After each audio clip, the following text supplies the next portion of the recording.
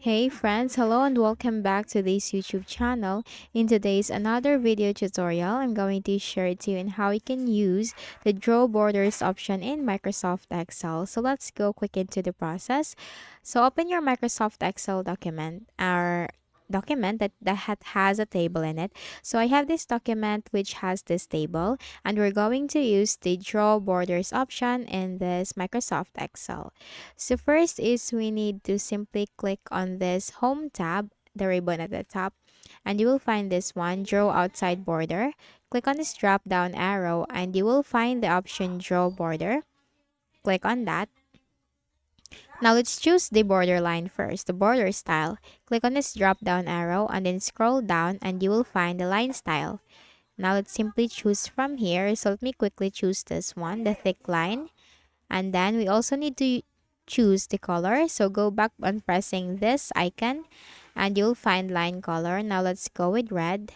And now let's start to use the draw borders option. So you will find this pencil. Simply put this to the border, to each border, line border. And as you can see, you are drawing the border into another color and line style, another line style. Just need to simply move the pencil to the border like that to easily finish on putting it. And then this one.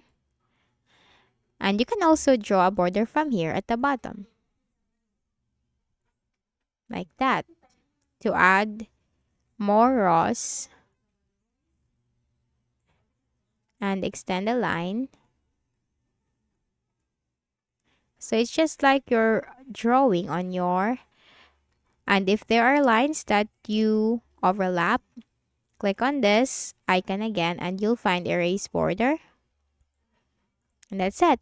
That's how you can easily use the draw borders option in Microsoft Excel. So I hope this video helped you. Kindly please do not forget to hit the like button and subscribe to this YouTube channel for more tutorials like this. Thank you for watching.